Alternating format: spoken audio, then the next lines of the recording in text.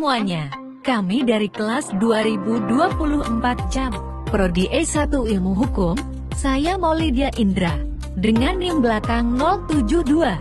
Bersama saya ada Naswa Arafah dengan NIM belakang 080, dan Aura Dialova dengan NIM belakang 399. Selamat datang di diskusi kita tentang hukum internasional. Istilah hukum bangsa-bangsa, atau dalam bahasa Inggris disebut Law of Nations, merujuk pada kaidah dan asas hukum yang tidak hanya mengatur hubungan antar negara, tetapi juga hubungan antara individu dari berbagai bangsa. Betul, ini juga mencakup hubungan antara orang Romawi dengan orang bukan Romawi, serta interaksi di antara orang-orang non-Romawi sendiri.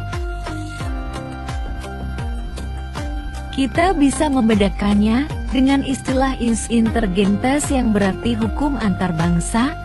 Istilah ini menandakan awal mula lahirnya hukum internasional publik sebagai lapangan hukum yang terpisah. Apakah ada perubahan dalam konsep negara di zaman modern? Iya, di masa lalu, negara modern lebih merupakan negara kebangsaan yang dikenal dengan istilah Nation State, dan Law of Nations merujuk pada prinsip-prinsip hukum yang mengatur hubungan antar negara. Ini seringkali mencakup norma-norma yang sudah ada sejak lama.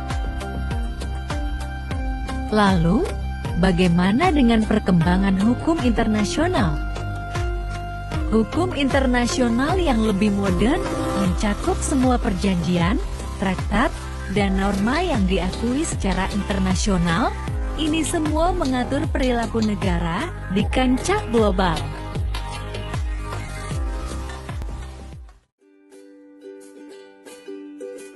Unsur-unsur internasional law.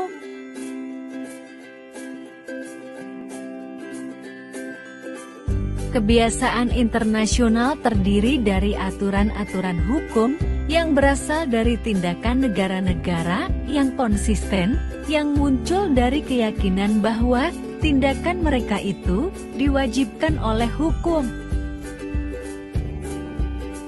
Maka dari itu, terdapat dua unsur yang harus dipenuhi untuk membuktikan keberadaan suatu kebiasaan internasional. 1. Praktik atau kebiasaan negara-negara.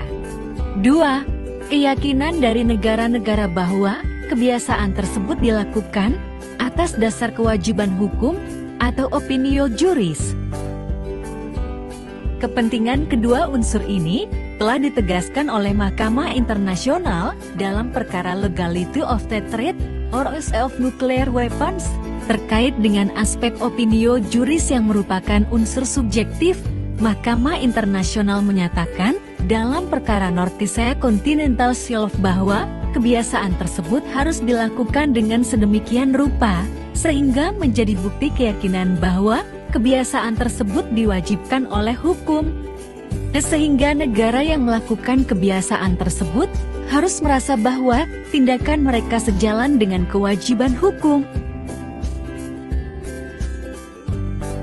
Ciri pembeda IAL dengan HN.